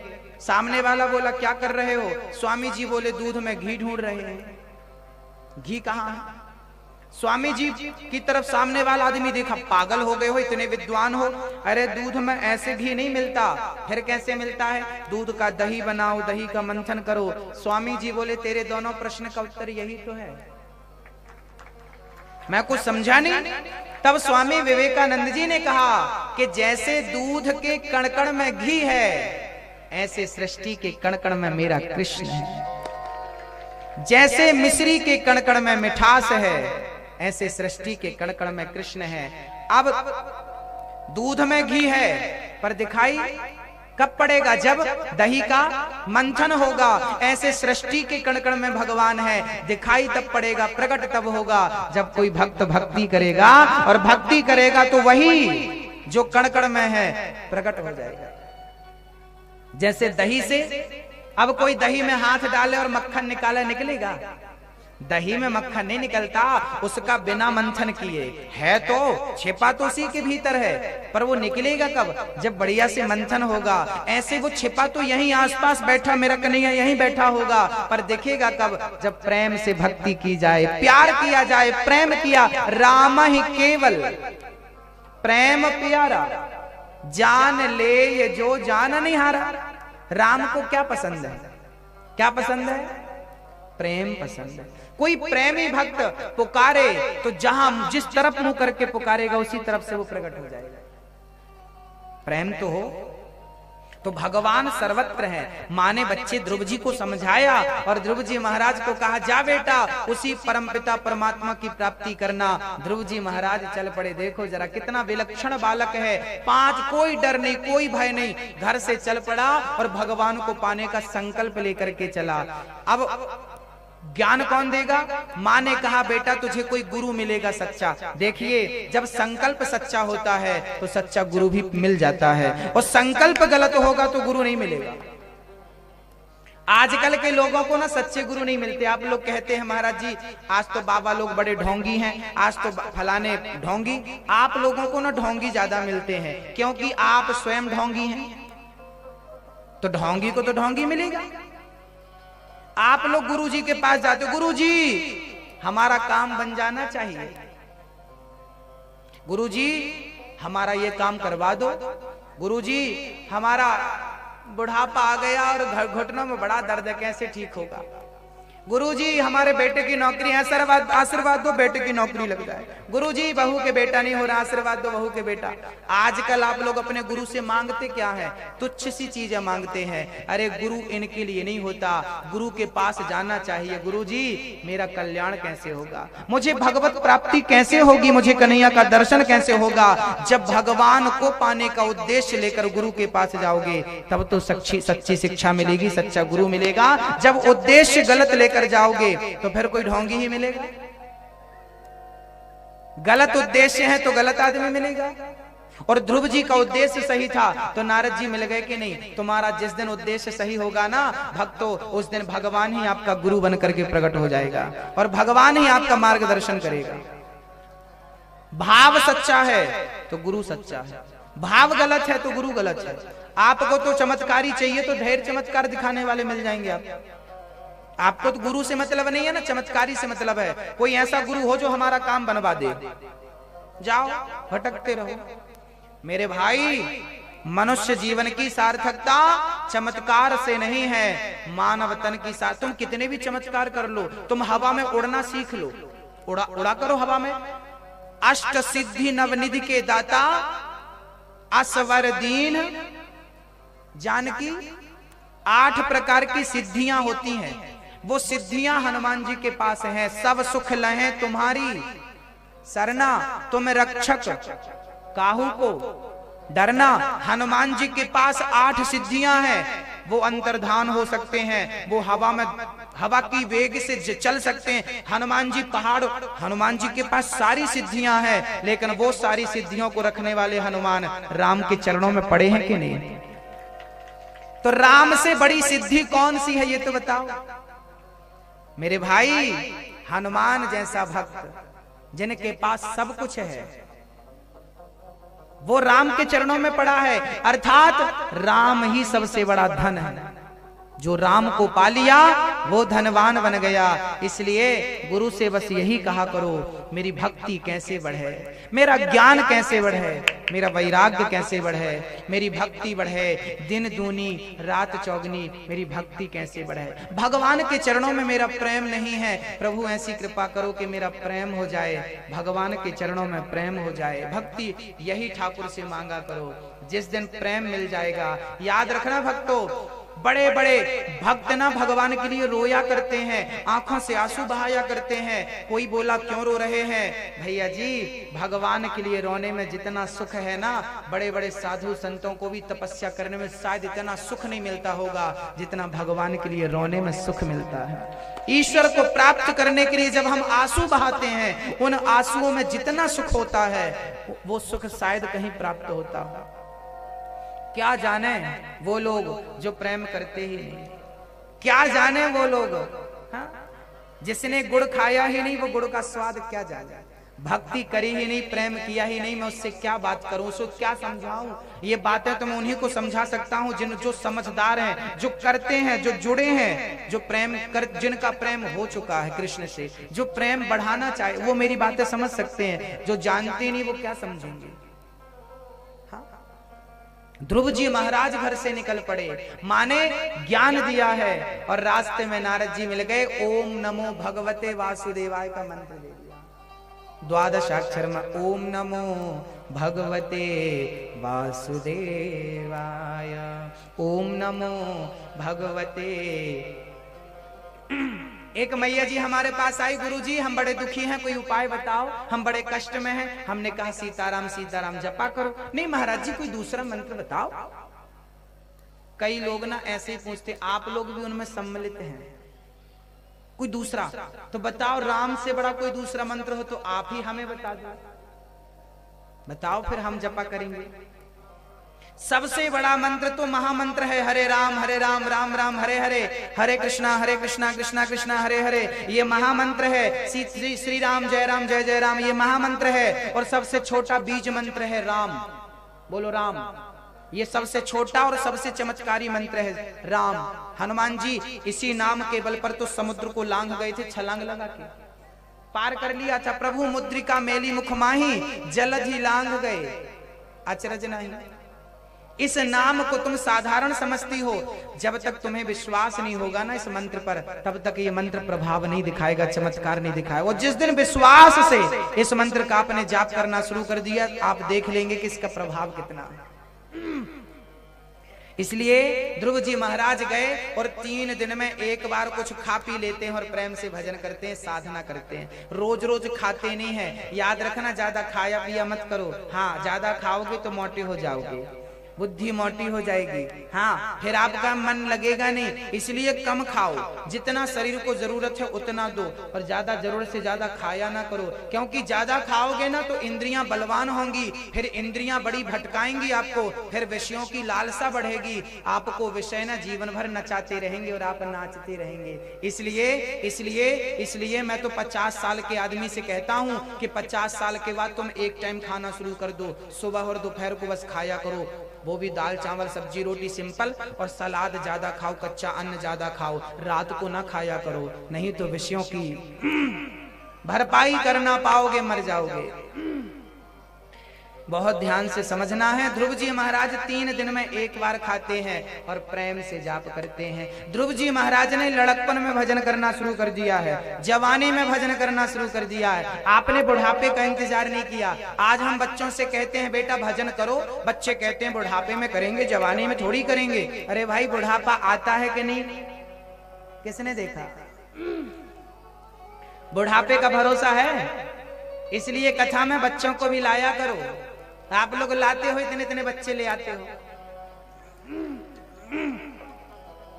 बच्चों को लाना मतलब, हाँ, तो कथा में बच्चों को लाना चाहिए, उनको भी सुनाना चाहिए। और भजन पूजन जवानी में, बुढ़ापे का इंतजार ना करना। बुढ़ापा आएगा नहीं आएगा कोई नहीं जानता, जवानी में कहानी पूरी हो गई तो। इसलिए बुढ़ापे का इंतजार भक्ति के लिए बिल्कुल ना करो। आज से, अभी से, इसी वक्त से भक्ति शुरू कर दो।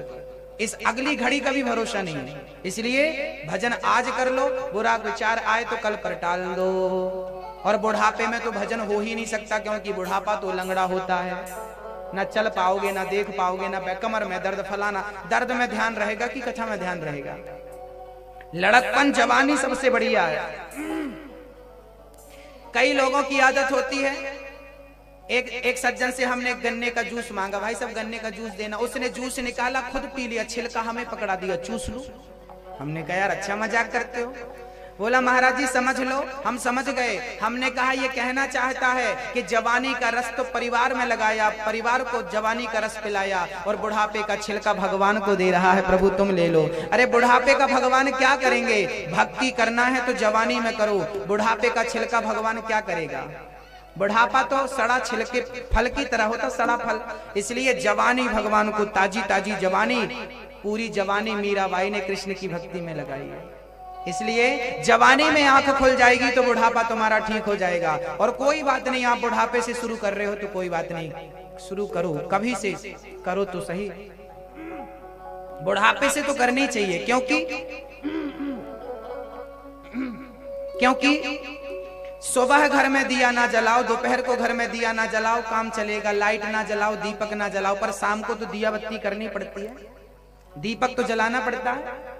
तो सुबह दोपहर शाम, लड़कपन जवानी बुढ़ापा, यहाँ भी 3, यहाँ भी 3।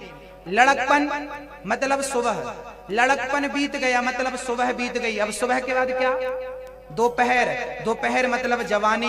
दोपहर गर्म होती है ना, जवानी भी जरा गर्म होती है। हाँ, तो दोपहर बीत गई मतलब जवानी बीत गई, बुढ़ापा आ गया।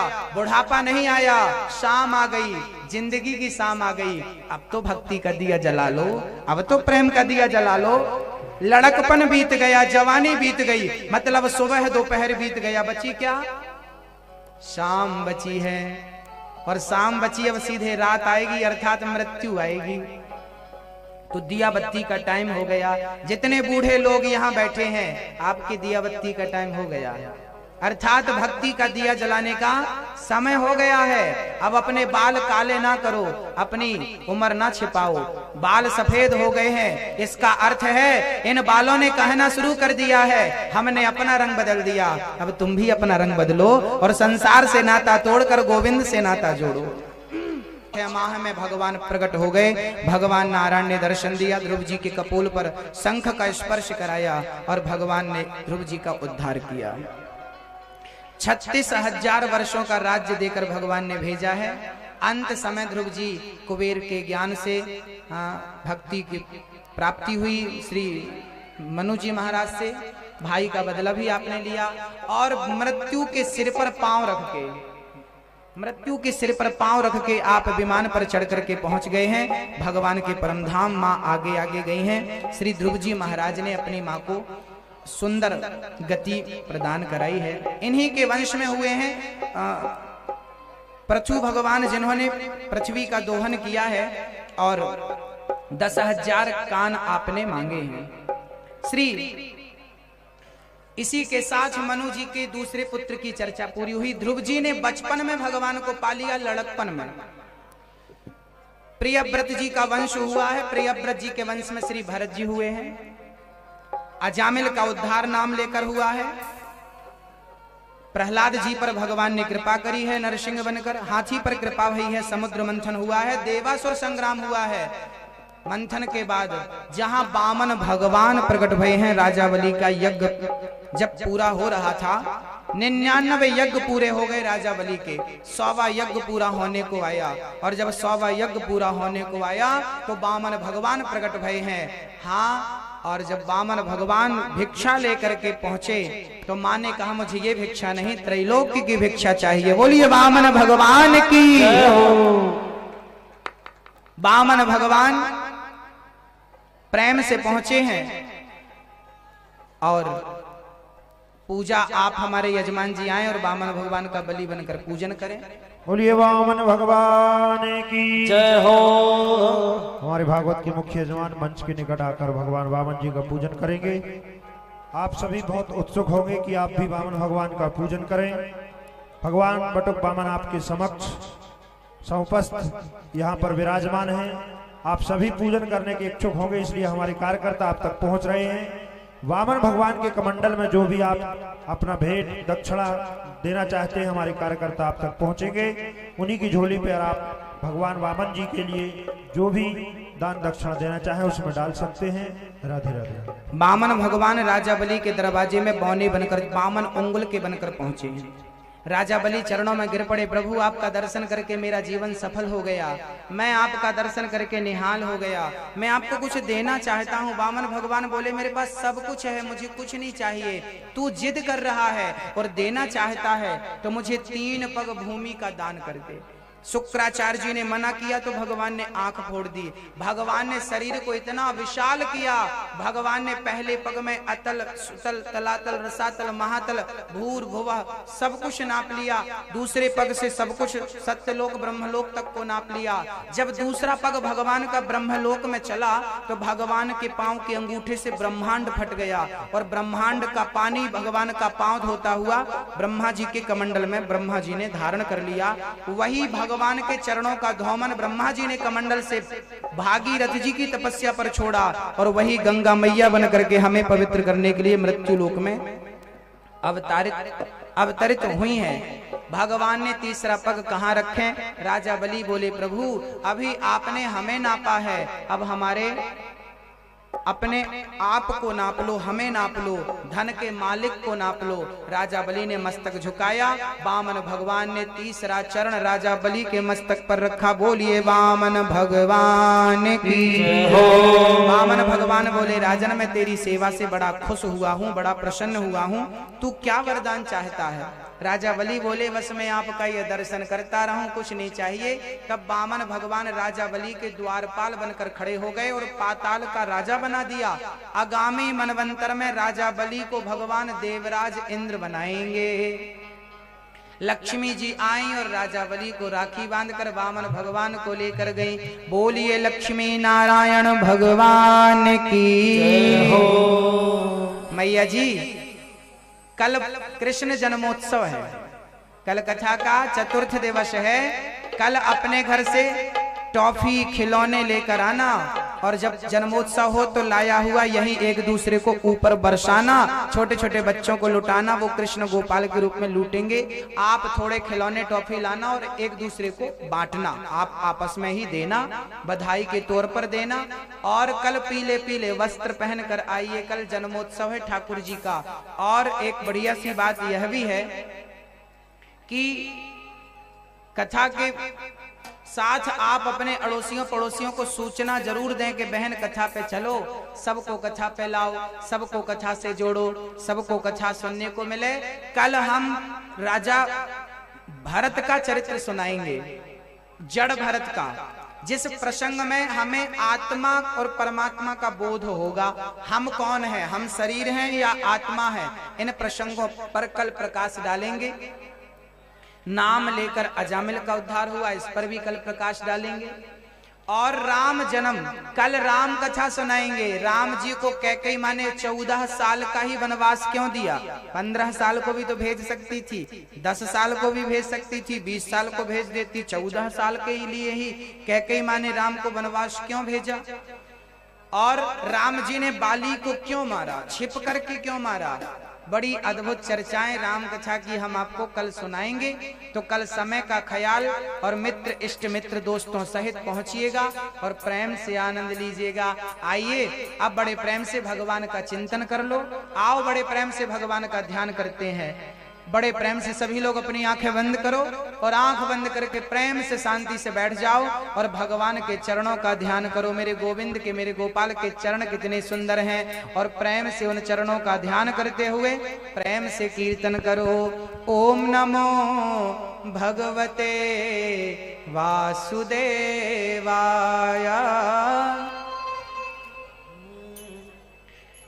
हाँ, श्रीमन्नारायण नारायण नारायण, श्रीमन्नारायण नारायण नारायण, भजमन नारायण नारायण नारायण, भजमन नारायण नारायण नारायण, श्रीमन्नारायण जय हो। ध्यान करो भगवान के चरणों का। लक्ष्मी जी पांव दबा रही है और नारायण शेष सैया पर विराजमान है। जय हो। नारायण नारायण श्रीमन्नारायण नारायण नारायण, श्रीमन्नारायण नारायण नारायण, श्रीमन्नारायण नारायण नारायण, गोपाल सवरिया प्यारे, नगला सवरिया प्यारे, गोपाल सवरिया वाले, नगला सवरिया प्यारे, श्री राधा मोहन नीलमणि गोपाल सवरिया प्यारे, जय राधा मोहन नीलमणि गोपाल सवरिया प्यारे, श्रीमन्नारायण नारायण नारायण, श्रीमन्नारायण नारायण नारायण, लक्ष्मी नारायण नारायण नारायण। ऐसे भगवान का रोज कीर्तन किया करो। लक्ष्मी नारायण, लक्ष्मी जी चरण दबा रही हैं, नारायण के सुंदर से चरण हैं। क्षीर सागर पर भगवान लेटे हैं, शेष नांग भगवान छाता बनकर खड़े हैं और ठाकुर जी मंद मंद मुस्कुरा रहे। कितनी सुंदर बाकी झांकी है, उसका हम दर्शन करें। उसी चित्र को, उसी बाकी झांकी को अपने हृदय में कैद करें और प्रेम से ठाकुर जी का दर्शन करते हुए हमें प्रेम से उनका नाम जपना चाहिए। ऐसे में मन शांत होता है, भक्ति बढ़ती है और ये जीवन जिस लिए मिला है वो सफल होता है।